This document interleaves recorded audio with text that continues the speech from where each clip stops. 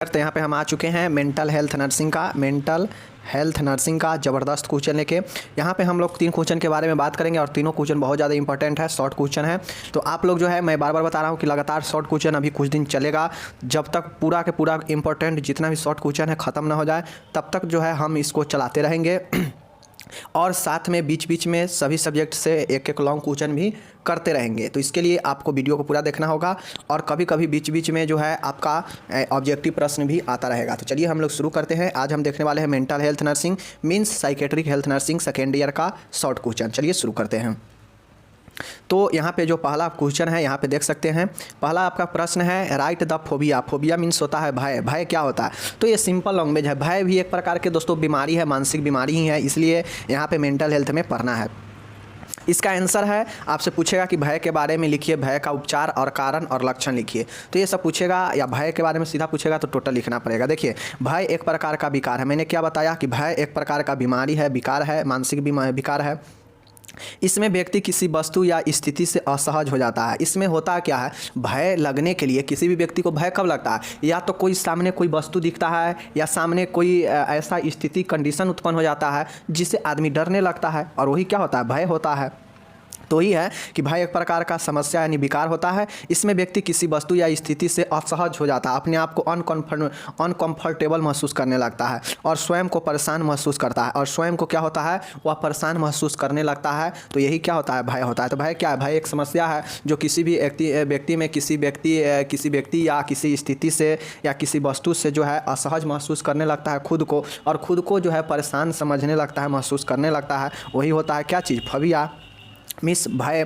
वह अपने चारों ओर खतरा महसूस करता है, और जो व्यक्ति खुद को परेशान हो जाता है उससे ये लगता है कि हमारे चारों ओर जो है खतरा होने वाला है। उससे भयभीत होने के कई कारण हो सकते हैं। अब इन सब चीज़ों को भयभीत होने का उसका अनेक कारण हो सकता है, और अनेक कारणों की वजह से भय कई प्रकार के होते हैं, और अलग अलग कारण के से जो है वो भय भी अलग अलग प्रकार के होता है। तो ये सब चीज़ें होता है। तो आप लोग भय के बारे में समझ गए कि भय एक विकार है जिसमें लोग परेशान हो जाते हैं किसी वस्तु से या किसी ऐसे कंडीशन में जहाँ पे वो खुद को परेशानी समझने लगते हैं, महसूस करने लगते हैं, और ये समझने लगते हैं कि उसके चारों ओर जो है खतरा उत्पन्न होने लगा है, महसूस करने लगते हैं। और उसके जो भयभीत होने का अनेक कारण हो सकता है, और एक जो कारण है ये इसका वजह भी अनेक प्रकार के हो सकता है। तो चलिए हम इसको देखते हैं, वर्गीकरण करते हैं कि मतलब भय जो है कितने प्रकार से हो सकता है। तो भय का वर्गीकरण है, तो एक जो वर्गीकरण है यहाँ पे देख सकते हैं, वर्गीकरण में है क्लासिफिकेशन ऑफ फोबिया। पहला है अकेले रहना अथवा भीड़ से बहुत डर लगना। देखिए, अकेले रहना पहला जो क्लासिफिकेशन है उसमें है अकेले रहना या भीड़ से बहुत डर लगना, दोनों बात एक ही है। देखिए, भीड़ से डर लगना मतलब वह खुद को अकेले रखना चाहता है, तभी तो उसको भीड़ से डर लग रहा है, या अकेले रहना। ये दो ऐसे बीमारी है जहाँ पे उसे जो है वो, इससे हम लोग एग्रोफोबिया बोलते हैं। ध्यान में रखिएगा, एग्रोफोबिया मतलब अकेले रहना या भीड़ से डर लगना। यह फोबिया की बहुत गंभीर किस्म है, और ये जो किस्म होता है ये बहुत ही खतरनाक होता है। फोबिया का एक ऐसा प्रकार है जो बहुत ही खतरनाक है। कौन? एग्रोफोबिया, जिसमें अकेला रहना पसंद करता है लोग, या भीड़ से उसे बहुत डर लगता है। तो ये जो होता है बहुत अत्यधिक किस्म का खतरनाक है। यह ऐसे स्थानों अथवा परिस्थितियों में होने का डर जिससे बचना कठिन हो, अथवा अचानक बढ़े हुए लक्षणों की स्थिति में सहायता न मिलने का कारण। अब ये जो अकेले रहना या भीड़ से बहुत डर लगना, ये जो प्रकार है भय का, इसमें होता यह है कि एक ऐसा जगह पे या ऐसा परिस्थिति उत्पन्न होता है जिसमें बचना बहुत ही लोगों का कठिन हो जाता है। क्योंकि अब मानिए कोई व्यक्ति अगर उसे भीड़ से डर लगता है, उससे क्या है, एग्रोफोबिया है, और उससे जो है अचानक से भीड़ वहाँ पे इकट्ठा होने लगता है, तो उस कंडीशन में क्या होगा, उसको बचना बहुत ही मुश्किल हो जाता है। तो यही जो होता है, क्या चीज़ होता है कि यही जो है वो उसका एग्रोफोबिया है, मतलब वो भीड़ से डरने लगता है। और ये चीज़ें आप लिख दीजिएगा।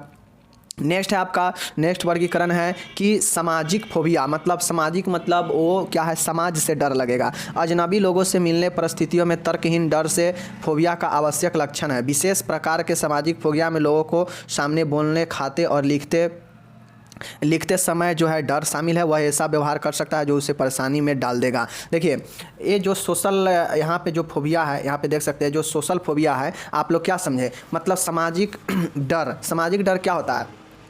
अब समाज में किसी को जो है किसी से बोलना, विचारना, मिलना पसंद नहीं है, मीन्स उसको क्या है, ए फोबिया रखा हुआ है। तो किस्म कौन से किस्म का है? तो ये सोशल फोबिया उसे हुआ है, मीन्स उसके समाज में कोई भी ऐसे अजनबी से मिलने से डर लगता हो, कोई ऐसे व्यक्ति के सामने लिखने से, खाने से, बोलने से डर लगता हो, तो वही होता है सामाजिक फोबिया। मीन्स देखते होइएगा कभी कभी आपके जब टीचर आ जाता है तो लोग क्या करता है, टीचर कोई टास्क दे देते हैं और उसके सामने, बच्चा के सामने टीचर बैठ जाते हैं, तो बच्चा काफ़ी डर होता है और वहाँ पे गलती कर देता है। लेकिन अगर वही टीचर कोई टास्क दे दिए और वो टीचर चल गए इधर उधर घूमने लगे, और तो बच्चा को प्रेशर कमता है और बच्चा उसी चीज़ को अच्छे से लिख देता है। मीन्स क्या है, वहाँ पर उसको डर लग रहा है अपने टीचर से। तो ये क्या हो जाता है, इसी प्रकार से अगर समाज में कोई व्यक्ति ऐसे है जिससे नहीं आप बोले चाले हैं, कोई अजनबी है और उसके सामने लिखने, खाने, बोलने पे जो है वो डर महसूस कर रहे हैं, तो वही होता है सोशल फोबिया। इस चीज़ को ध्यान में रखिएगा। ये हो गया। और ऐसी स्थिति में लोग को क्या करेगा, परेशानी डाल देगा। अब एक आता है, नेक्स्ट है आपका तीसरा है विशिष्ट फोबिया, मतलब स्पेसिफिक फोबिया। अब विशिष्ट फोबिया क्या होता है, इससे पहले साधारण फोबिया कहा जाता था। जो विशिष्ट फोबिया है इससे पहले क्या चीज़ कहा जाता था, तो साधारण फोबिया कहा जाता था। ध्यान रखिए, साधारण फोबिया, विशिष्ट फोबिया को साधारण फोबिया कहा जाता था।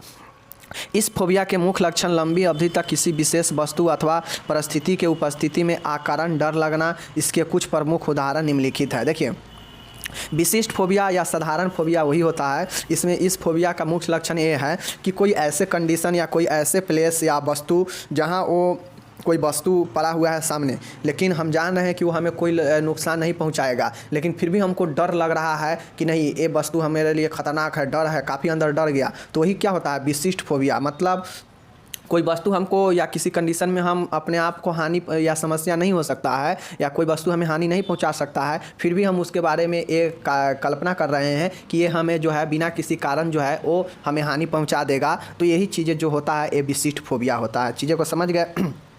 तो फोबिया कितने प्रकार से, तो पहला फोबिया था एग्रोफोबिया। एग्रोफोबिया मीन्स भय से डर लगना या अकेले रहना। दूसरा था सोशल फोबिया, मतलब सामाजिक डर। और तीसरा है विशिष्ट फोबिया मीन्स साधारण फोबिया, यानी साधारण डर, जिसमें बिना किसी कारण के भी डर लगता है, वो साधारण डर होगा, जिसका कुछ निम्नलिखित उदाहरण नीचा यहाँ पे दिया गया है।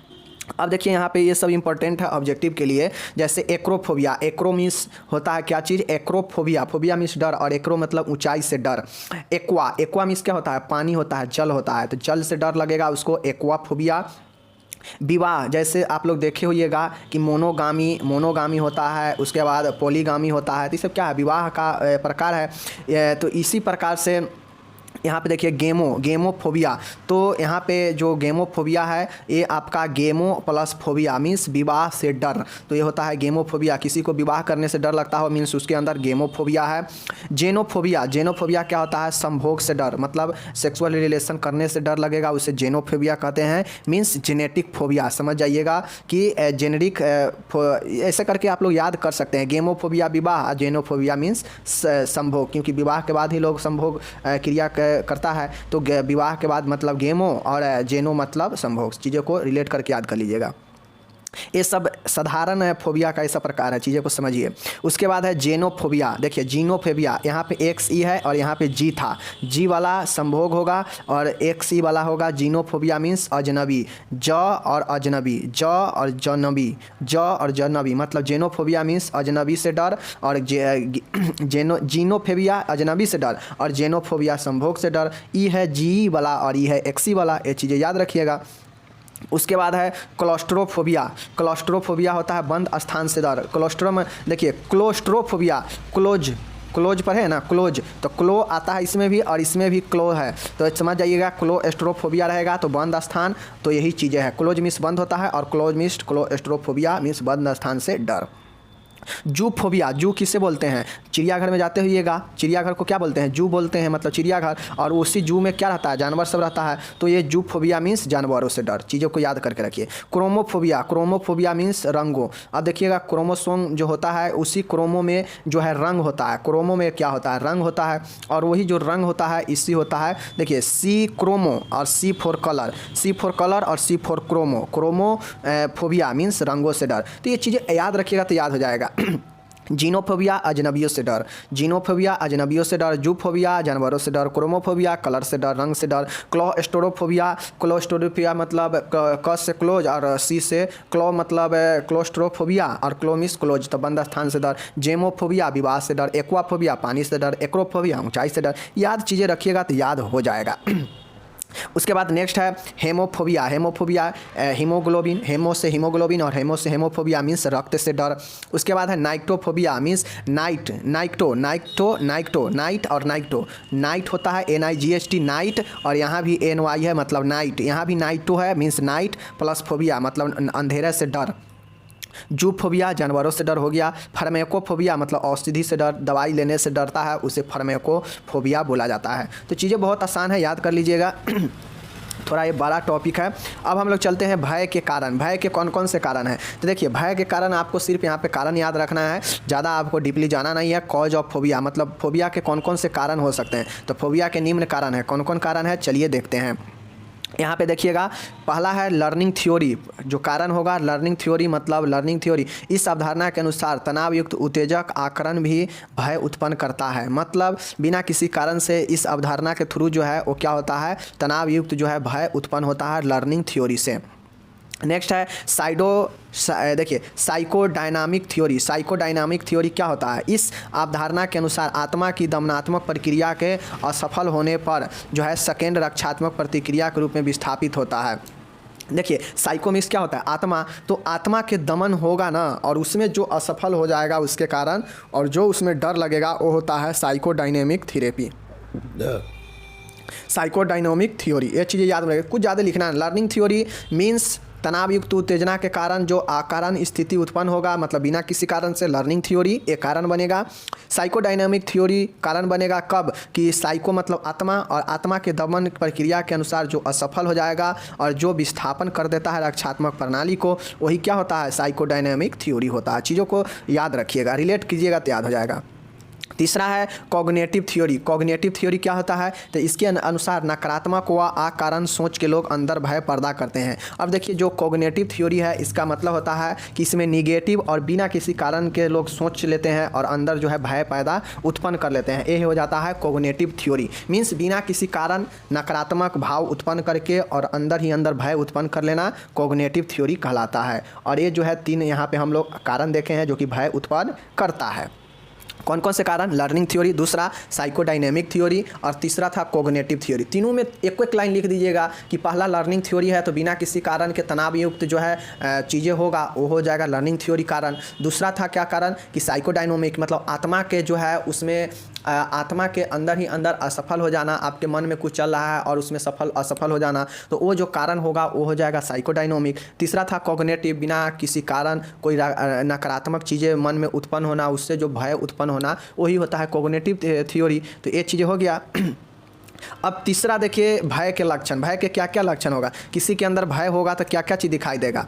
तो किसी वस्तु या स्थिति से लगातार आकरण डर, बिना किसी कारण के किसी वस्तु या स्थिति से लगातार डर लगेगा। अगर किसी में फोबिया होगा तो उस वस्तु या स्थिति को देखने से व्यक्ति अनियंत्रित हो जाता है, मतलब खुद को रोक नहीं पाता है और वह अनियंत्रित हो जाएगा जिस भी वस्तु से किसी को डर लग रहा हो तो। तीसरा है डरावनी वस्तु या स्थिति से व्यक्ति तुरंत चिंता में पड़ता है और उसके अंदर एंजाइटी होने लगेगा किसी भी डरावनी वस्तु या स्थिति को या व्यक्ति को देखते ही।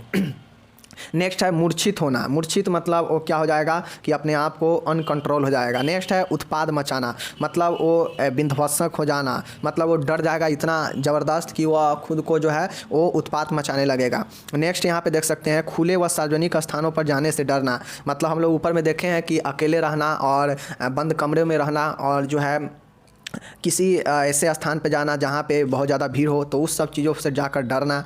दैनिक प्रक्रियाओं का कम हो जाना, मतलब वह खुद को दैनिक क्रियाओं में जो है कम कर देगा अपना दैनिक काम।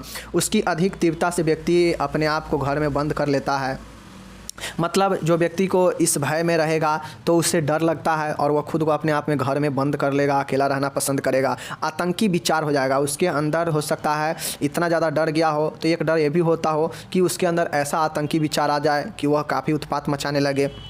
नेक्स्ट है भय का उपचार, ट्रीटमेंट ऑफ फोबिया, मतलब कौन कौन से उपचार किया जाएगा अगर किसी को ये भय होता है तो पहला तो पॉइंट है फार्मेकोलॉजी, इसका भय का उपचार होगा। उसमें पहला ट्रीटमेंट है फार्मेकोलॉजी। फार्मेकोलॉजी मतलब औषधि के द्वारा, दवाई के द्वारा। तो देखिए अगर किसी के अंदर चिंता से अगर भय हो रहा है तो चिंता वाले दवाई देंगे डाइजापाम। डाइजापाम चिंता को कम करता है, माइंड को रिलैक्स बनाता है और जो है डाइजापाम दिया जाता है ताकि व्यक्ति शांत स्वभाव कर सके। तो ये सब जो है आपको इसमें होता है। तो यही जो चीज़ें हैं आपको ये सब चीज़ों में ऐसे ही ये होता है, डाइजापाम दिया जाता है। नेक्स्ट है आपका, यहाँ पे देख सकते हैं अवसाद रोधी। अवसाद रोधी मीन्स कि देखिए ए वाला, यहाँ पे ए वाला नहीं होगा, ORT नहीं होगा। तो जो अवसाद रोधी मतलब होगा कि एंटी डिप्रेसेंट दवाई दिया जाएगा, जैसे एस्टरलाइन दिया जाएगा, सर्ट्रेलाइन SERTRIALINE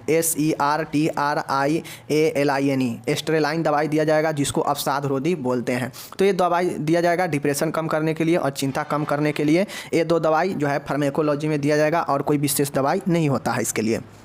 दूसरा है मनोचिकित्सा उसको किया जाएगा, मतलब उसको जो है साइकोथेरेपी दिया जाएगा। साइकोथेरेपी में व्यवहार चिकित्सा दिया जाएगा और सहायक चिकित्सा दिया जाएगा, मीन्स उसके व्यवहार में परिवर्तन लाया जाएगा अपने व्यवहार थेरेपी से। और दूसरा है कि उसे सपोर्टिव थेरेपी, मतलब उससे सहायता का थेरेपी दिया जाएगा, उसको सहायता किया जाएगा ताकि उसको जो डर लगता है किसी चीज़ से उससे छुटकारा मिल सके। तो 2 है, पहला लिखिएगा फार्मेकोलॉजी में 2 दवाई, एक चिंता कम करने वाला और एक अवसाद डिप्रेशन कम करने वाला, ये चीज़ है। और दूसरा मनोचिकित्सा लिखिएगा, क्योंकि दवाई तो उसका परफेक्ट है नहीं भय के लिए, तो भय के लिए परफेक्ट दवाइयाँ नहीं है, तो उसके लिए थेरेपी दिया जाएगा, एक व्यवहार चिकित्सा और एक सहायक चिकित्सा, दोनों याद रखिएगा। तो ये चीज़ें आप रियल बातें हैं कि किसी को अगर किसी चीज़ से डर लगता है तो क्या करेगा, उससे सपोर्ट ही किया जाएगा ना कि हाँ ये डरने वाली चीज़ें नहीं है, डरने वाली वस्तु नहीं है, मत डरो इससे, तो यही चीज़ें होगा। उसी प्रकार से किसी के अंदर व्यवहार को उसको ठीक करके चीज़ें सही किया जाएगा। उसके बाद आपको नर्सिंग मैनेजमेंट लिखना पड़ेगा। नर्सिंग मैनेजमेंट क्या लिखना पड़ेगा, नर्सिंग मैनेजमेंट में लिखना पड़ेगा कि मरीज के भय के कारणों का पता लगाना। एक nurse as a nurse management कैसे करेगी कि वो भय का पता लगाएगी कि ये कैसे हुआ है। दूसरा, मरीज को सुरक्षित वातावरण प्रदान करना। अब मरीज को अगर ऊँचे स्थान से डर लगता हो, एक्रोफेबिया, तो ऊंचे स्थान से डर लगता हो मीन्स उसको जो है ऊंचे स्थान से रोकेंगे, ऊंचे स्थान पर नहीं ले जाएंगे। तीसरा है मरीज की वस्तु स्थिति के प्रति धनात्मक सोच पैदा करना। अब जिस भी वस्तु से व्यक्ति को डर लगता हो उसके प्रति जो है पॉजिटिव बातें बताना कि हाँ ऐसा नहीं है, आपको ऐसा लगता है लेकिन ऐसा नहीं है, बस ऐसे ख्याल उत्पन्न कराना। चौथा है मरीज को स्थिति व वस्तु से दूर रखना। वैसे पोजीशन या वस्तु से डर लगता हो कोई भी वस्तु को, उस पोजीशन या वस्तु से दूर रखना। पांचवा है मनोचिकित्सा का सलाह देना, बिहेवियर थेरेपी, साइकोथेरेपी का सलाह देना। और छठा है सही तरीके से पर्यावरण पर उपचार देना। तो ये सब जो चीज़ें हैं आपको एक डर वाले पेशेंट को नर्स ऐसे प्रबंध अपना करेगी। अब चलिए हम लोग चलते हैं नेक्स्ट क्वेश्चन बड़ा था इसलिए 20 मिनट यहाँ पे लग चुका है। अब हम लोग यहाँ पे चलते हैं। एक क्वेश्चन आपसे ये भी बहुत ज़्यादा इंपॉर्टेंट है, शॉर्ट में पूछेगा कि मनोसामाजिक उपचार या साइको सोशल थेरेपी क्या होता है बताइए और इसका उद्देश्य लिखे। तो ये आपसे पूछेगा तो लिखना पड़ेगा। और ये क्वेश्चन जो है 10 नंबर में भी पूछेगा और 5 नंबर में भी पूछ देगा। 5 नंबर में पूछेगा तो सीधा देगा साइको सोशल थेरेपी, और 10 नंबर में पूछेगा तो इसका प्रकार उद्देश्य सब पूछेगा। तो चलिए हम लोग इसका देखते हैं, मनोचिकित्सा का मनोसामाजिक उपचार का क्या है। तो दोस्तों जो मनोसामाजिक उपचार या थेरेपी है जिसको हम लोग साइको सोशल थेरेपी बोलते हैं, मानसिक विकृतियों मतलब मानसिक बीमारी विशेषकर मनोस्नायु विकृतियों का मनोवैज्ञानिक विधियों द्वारा उपचार ही मनोचिकित्सा कहलाता है। देखिए इसमें सीधा लिखिए कि मानसिक समस्या या मानसिक विकार या मानसिक बीमारी को मनोवैज्ञानिक विधियों द्वारा उपचार ही मनोचिकित्सा कहलाता है। चीज़ें समझ गए कि मानसिक विकार या मानसिक बीमारी या मानसिक रूप से अस्वस्थ व्यक्तियों को मनोवैज्ञानिक विधियों द्वारा उपचार ही मनोचिकित्सा कहलाता है। तो ये चीज़ें को समझ गए। नेक्स्ट है कि मनोचिकित्सा विचारों, अनुभूतियों, शारीरिक अनुभव और संबंधों का परीक्षण करने की प्रक्रिया है। अब मनोचिकित्सा में होता क्या है, जो हम लोग अभी देख रहे हैं ना मनोसामाजिक उपचार या थेरेपी, इसमें होता यह है कि जो हमारा मेंटल हेल्थ है, जो मनोचिकित्सा है, मनोचिकित्सा में इसके विचार को, अनुभूति को, शारीरिक अनुभव को, संबंधों को परीक्षण करने का एक प्रक्रिया है। कौन? Psycho social therapy. यहाँ पे आप जो भी व्यक्ति मानसिक रूप से प्रॉब्लम है तो उसके विचारों को, उसके शारीरिक अनुभवों को, उसको एक दूसरे से कैसा संबंध है, उसके अनुभूतियों पर विचार किया जाता है। इसके साथ ही यह व्यक्तिगत और पारिवारिक जीवन पहलुओं को अच्छी तरह समझने की प्रक्रिया है। और ये जो साइको सोशल थेरेपी है, इसके थ्रू व्यक्तिगत या पारिवारिक जीवन में जो है वो उनके बीच में जो संबंध है उसको समझने का एक अच्छा प्रक्रिया है। तो ये चीज़ें हैं साइको सोशल थेरेपी। ये चीज़ें आप लोग को समझिए कि यह जो है एक मनोवैज्ञानिक उपचार होता है जिसमें मनोचिकित्सा कहलाता है, उपचार दिया जाता है, उसे मनोचिकित्सा कहते हैं। मनोचिकित्सा में विचारों, अनुभूतियों, शारीरिक अनुभव, संबंधों का परीक्षण कर किया जाता है और इसके साथ ही व्यक्ति और उनके परिवारों को एक अच्छे से समझने का जो है प्रक्रिया, ये पद्धति को बताता है। कौन? Psycho social therapy. नाम से स्पष्ट है कि साइको मतलब मानसिक या मनो सोशल में सामाजिक और थेरेपी में उपचार मतलब मनोसामाजिक उपचार। मतलब समाज में जितने भी आसपास के चीज़ें हैं समाज में रख के और मानसिक रूप से बीमार व्यक्तियों को उपचार देना ही जो है साइको सोशल थेरेपी कहलाता है। और ये तब किया जाता है जब इस पर दवाई असफल हो जाता है। ये हो गया। अब यहाँ पे हम लोग इसका देख लेते हैं। एक वैज्ञानिक जी ने आए थे, लैंडिस एवं बोल्स के अनुसार, लैंडियस एवं बोल्स के अनुसार मानव मन पर प्रभाव डालने की क्रिया ही मनोचिकित्सा कहलाता है। देखिए, अगर आपसे पूछ देगा हिंदी में कि मनोचिकित्सा क्या है, बताइए कारण, लक्षण लिखे, प्रकार लिखे, फिर भी इसका आंसर यही होगा। ये मत समझिएगा कि वो साइको सोशल थेरेपी है तो उसका अलग हो जाएगा और मनोचिकित्सा का अलग हो जाएगा, दोनों का आंसर एक ही होगा। तो ये मत समझ लीजिएगा। तो यही जो लैंडियस एवं बोल्स ने जो आए उनके अनुसार कहा गया कि मानव मन पर प्रभाव डालने की क्रिया ही मनोचिकित्सा कहता है। मतलब जो एक मनुष्य है, मानव के मन पर इफेक्ट डालने की क्रिया ही मनोचिकित्सा है। मतलब किसी के मन पे इफेक्ट डालना ही जो है ये मनोचिकित्सा कहलाता है, जिसका उद्देश्य रोग का उपचार या रोगों से मुक्ति दिलाना होता है। किसी के मन पे प्रभाव डाल के और उसका उद्देश्य होता है कि इसे रोगों से उपचार या मुक्ति दिया जाए। अब इसका प्रकार कौन कौन सा है? तो इसका प्रकार तो बहुत सारा है। चलिए देखते हैं साइको सोशल थेरेपी का कौन कौन सा या मनोचिकित्सा का कौन कौन सा प्रकार है। देखिए, यहाँ पे पहला है व्यक्तिगत इंडिविजुअल साइकोथेरेपी, व्यवहारिक मनोचिकित्सा बिहेवियर साइकोथेरेपी, अंतर व्यक्ति मनोचिकित्सा इंटरपर्सनल साइकोथेरेपी। चौथा है मिली थेरेपी मीन्स मिली चिकित्सा।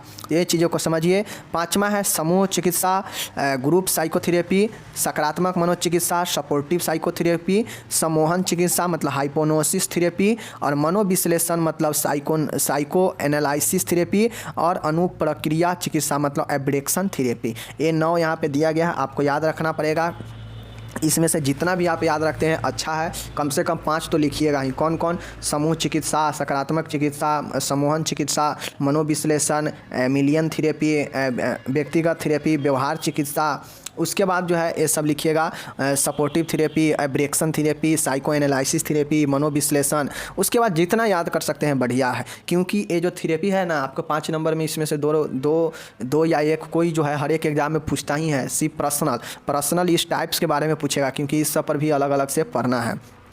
जैसे इंडिविजुअल थेरेपी का अलग टॉपिक है, बिहेवियर थेरेपी का अलग पढ़ना है, इंटरपर्सनल साइकोथेरेपी का अलग पढ़ना है, मिली थेरेपी का अलग पढ़ना है, कि सब थेरेपी में होता क्या है इसके बारे में भी पढ़ना है। फिलहाल आपको इसका टाइप्स देखना था, तो टाइप्स देखिए, individual, behaviour, interpersonal, milieu therapy, supportive therapy, group therapy, hypnosis therapy, psychoanalysis therapy और एब्रेक्शन थेरेपी। याद रखिए।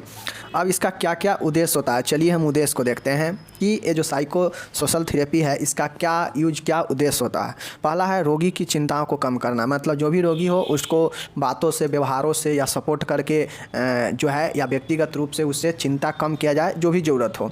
दूसरा है रोगी को अपने वातावरण के साथ सामंजस्य स्थापित करने में सहायता करना। जो भी रोगी है उसको यहाँ पे इसका उद्देश्य होता है कि रोगी को वातावरण के साथ सामंजस्य स्थापित करवाया जाए।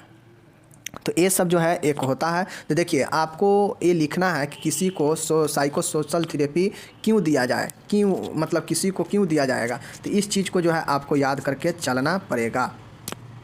अगर आप नहीं चलेंगे तो फिर दिक्कत हो जाएगा। तो इसलिए आप लोग को याद करके इसको चलना पड़ेगा, बहुत ज़रूरी चीज़ें हैं। तो ये चीज़ें हो गया। उसके बाद रोगी की वास्तविकता का बोध कराकर उसकी सीमाओं और क्षमताओं को पहचानने में सहायक। अब किसी को किसी वस्तु के बारे में अगर पहचानने में दिक्कत हो रहा है तो उसको क्या करना चाहिए कि उसके वास्तविकता बताकर और उसके क्षमताओं के बारे में पहचानवाना चाहिए। चौथा है रोगी को रोग के दौरान प्राप्त अनुभवों को समझने व विश्लेषण योग्य बनाना चाहिए। मतलब कोई रोगी है, अगर मानसिक तौर पे उसे प्रॉब्लम है तो उसे चाहिए कि ऐसा बनाए उसको ताकि वह खुद पर जो है योग का विश्लेषण कर सके कि हाँ हम क्या है, हमारे अंदर क्या है। ये चीज़ें है। पाँचवा है यहाँ पे देखिए कि मनोरचनाओं के सही प्रबंध, सीमित मात्रा में उपयोग में सहायता करना। मतलब जो भी हम लोग डिफेंस मैकेनिज्म देखे थे, तो उसी डिफेंस मैकेनिज्म का उपयोग करके जो व्यक्ति है अपने आप को सीमित मात्रा में चीज़ों को सहायता करना। छठा है स्वयं को एकीकृत करने की क्षमता में वृद्धि करना। देखिए यहाँ पे वो चीज़ें किया जाएगा ना, ताकि व्यक्ति का माइंड जो प्रॉब्लम में फंसा हुआ है वो अलग हो, वो उसका जो है चीज़ें परिवर्तन हो, वो चीज़ें को गलत में है सही करे, उसका माइंड डाइवर्ट करे, उसको व्यक्तिगत तौर पे वृद्धि करे, उसका जो है वो चीज़ें में मोटिवेट करे। तो ये सब चीज़ उद्देश्य में लिख दीजिएगा। इसीलिए तो साइकोसोशल थेरेपी का उपयोग किया आता है ना, कि रोगी का चिंता कम करे, उससे कोई वस्तु के बारे में ज्ञान नहीं है तो उसे ज्ञान कराया जाए, वास्तविकता का बोध लगाया जाए, उसके अंदर क्षमताओं को पहचाना जाए, उसके अंदर क्या क्षमता है उसका वृद्धि करना, समाज में उसका सहायता करना, पुनर्वास में सहायता करना, उसका कार्य कुशलता के बारे में उसको जनाना, उसके वृद्धि करना, ये सब जिम्मेदारी उसके अंदर जो है डाला जाता है इन थेरेपी के माध्यम से। मतलब उसमें इम्प्रूवमेंट लाया जाता है इस साइकोसोशल थेरेपी के जरिए। तो उसमें जितना पॉइंट आएगा ना आप लिख दीजिएगा, ये चीज़ें हैं। अब यहाँ पे एक और क्वेश्चन 5 नंबर पूछा गया था कि क्वालिटी ऑफ साइकेट्रिक नर्स, मतलब जो एक साइकेट्रिक नर्स होती है, एक मनोचिकित्सा या जो मानसिक स्वास्थ्य में जो नर्स होती है उसका क्या क्या विशेषता होता है, साइकेट्रिक नर्स का क्वालिटी क्या है, गुण क्या है, बताना है। तो इसका निम्नलिखित हो सकता है। साइकेट्रिक नर्स की विशेषताएँ निम्न हो सकती है, कौन कौन, चलिए देखते हैं। पहला है नर्स की व्यक्तित्व स्थिर होना चाहिए। जो भी नर्स हो उसको चाहिए कि उसका जो व्यक्तित्व हो वो कहीं फोकस करके एक जगह पे रहे। ऐसा नहीं है कि ये भी काम कर ले, वो भी काम कर ले, वो भी काम कर ले, ये गलत चीज़ है। दूसरा है नर्स को समझदार व सहानुभूति से परिपूर्ण होनी चाहिए। जो भी नर्स है उससे जो है एक सहानुभूति, उसके अंदर सिंपैथी और उसे एक समझदार जो है होनी चाहिए। तो ये सब आप नर्स के क्वालिटी का भी यहाँ पे आप लिख सकते हैं, लेकिन ध्यान रखना है कि ये मनोरोग में लिख रहे हैं तो मनोरोग से रिलेटेड लिखिएगा। नेक्स्ट है नर्स को मनोरोगी की भावनात्मक ज़रूरतों को पहचाननी चाहिए। अब जो भी नर्स है, साइकेट्री नर्स, उसको चाहिए कि रोगी है जो मनोरोगी है उसको क्या चाहिए, उसके जो इमोशन है, इमोशन के साथ नहीं खेलना चाहिए, इमोशन के साथ उसे रहना चाहिए, उसे सपोर्ट करना चाहिए। तो नेक्स्ट है नर्स को मनोरोगी में सुरक्षा की भावना पैदा करने तथा चिकित्सा संबंधी वातावरण तैयार करने के योग होना चाहिए। अब जो भी नर्स है उसके अंदर ये विशेषता होनी चाहिए कि वह रोगी को अंदर ये भावना पैदा करे, विश्वास दिलाए कि हाँ वह एक सुरक्षित जगह पर है। साथ ही उसे ये भी चाहिए कि जो भी चिकित्सक संबंधी है वातावरण है उसे तैयार करना चाहिए, उसे योग बनाना चाहिए। नेक्स्ट है यहाँ पे देख सकते हैं कि साइकेट्रिक नर्स को रोगियों के साथ प्रभावशाली उपचारात्मक संबंध बनाने योग्य होना चाहिए। अब जो भी नर्स है उसको चाहिए कि जो पेशेंट नर्स रिलेशन होता है, PNR, पेशेंट नर्स रिलेशनशिप जो होता है, मीन्स रोगियों को एक उपचारात्मक संबंध बनाने हेतु, मतलब पेशेंट नर्स और जो पेशेंट नर्स रिलेशनशिप जो होता है उसे एक प्रभावी बनाना चाहिए, प्रभावशील बनाना चाहिए, ताकि उसके बीच में कम्युनिकेशन अच्छा से हो सके, नर्स उसको अच्छे से ट्रीट कर सके और जो पेशेंट है वो अच्छे से बात को बता सके अपने तकलीफ़ को।